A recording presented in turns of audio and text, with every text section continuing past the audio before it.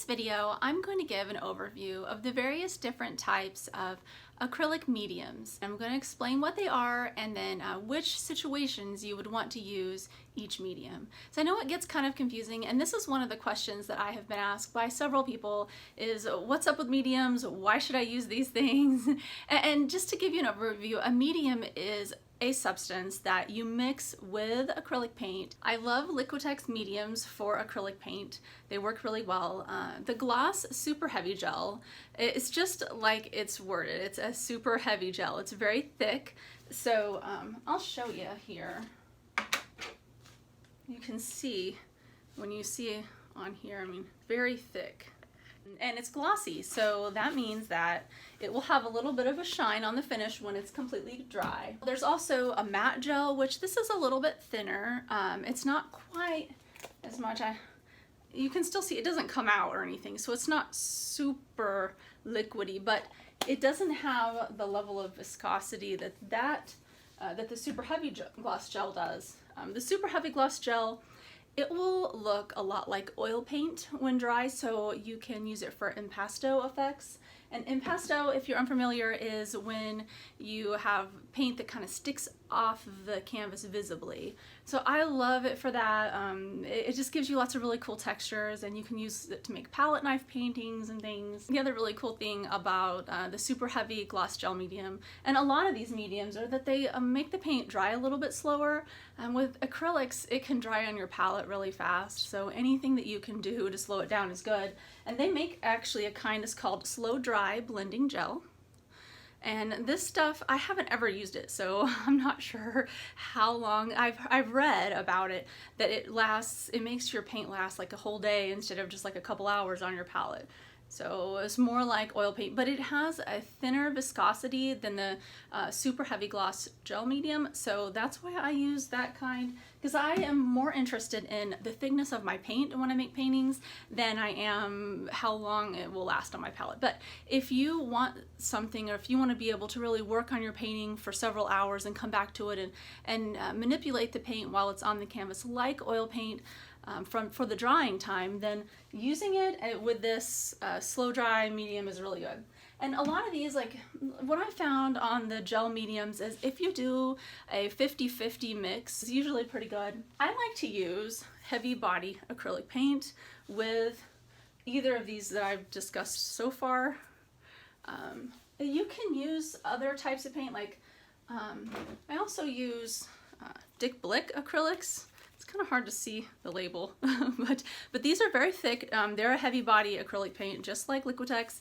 Dick Blick is a little bit more affordable though, and pretty close to as good. Okay, and so then there's another thing that you can use to make it really super thick, and this is flexible modeling paste. And this stuff is like really thick, and it has a bad smell, I think. So I don't know if you guys can see in there, but this stuff's even thicker. I mean, I've had this for a long time, so some of it's drying out a little bit, but it is that thick originally. Now, if I use a bunch of this stuff on a canvas, I have to wear my mask, which is here. And you can get these, well, I don't know how available they are now because of coronavirus, but normally you can get these at like Lowe's or Home Depot online very easily, and they have refills, and you put it on. No chemicals in. Aside from mediums that make your paint thicker, there's also a lot of things that make your paint thinner and allow you to do different things with it. And this I want to show you. So there's this kind, which is string gel.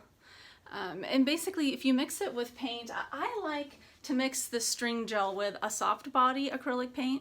So this is the Liquitex soft body paints. You can also mix it with a thicker paint, but it doesn't, for me, it just didn't work. It wasn't as stringy as I wanted it to be. And so you can use the string gel. It works really well if you're trying to make like a drip painting or something where you want to like string along, and there's just long strings that will come out, and you can use it to create abstract designs, which is, it's fun to play with. But I never got into using string gel too seriously, just because it was fun to play with, but it wasn't an everyday medium for me that I could do lots of cool things with. I think some people might disagree with that. And then there's glazing medium. Now, if you want to use glazing medium, it's really good if you're doing something like portraiture where you want to put on one layer, a very thin layer, and that's translucent, and then another layer after that that's also translucent, and build up layers over time in an indirect painting method. This medium is great for that. And I've found that you can mix it with the heavy body paint or the soft body paint, but I think the soft body paint works just a little bit better. And then there's the pouring medium. This is if you would definitely only want to use this with the soft body paint. The combination of these two are what people use when they make fluid acrylic paintings, and they literally mix all this together and pour it over the canvas, and it coats the canvas in abstract ways. It's really fun to play with, but again, it's not something that I use every day because it's just, unless I was making pour paintings a lot, I guess I would, but I don't. So these two are really fun, I think. This is by Golden, and it's glass bead gel. And then this one is a coarse textured gel by Liquitex, but it's the Liquitex Basics, so it's a little bit more affordable. Some of these mediums can get kind of pricey. If you're kind of just a hobby artist especially, you might not want to buy all of them.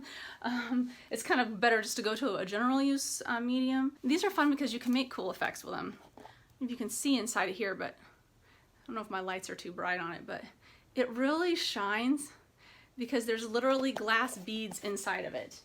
And this is the same way. It's got some sort of texturizer stuff in there. It looks kind of like maybe it's glass or sand or something, but it's a little bit smaller. And when this stuff dries, if you mix a light coat of it and put it over an existing color, it'll look like glitter, which is fun to play with until I've used quite a bit of this. And last, we come to the varnishes, which are the final coat that you would want to put on the painting after it's finished. And I don't always use varnish on all of my pieces.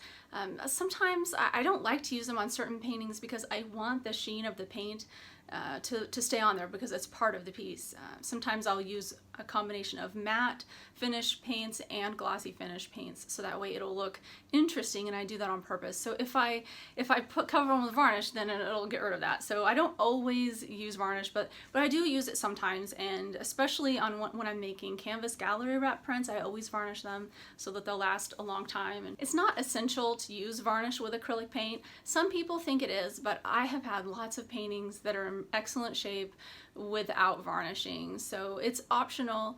But if you want to take your painting out like to an art fair and people are going to be touching it and you want to ever be able to clean it, then you probably should varnish it first. I think that would be a good idea.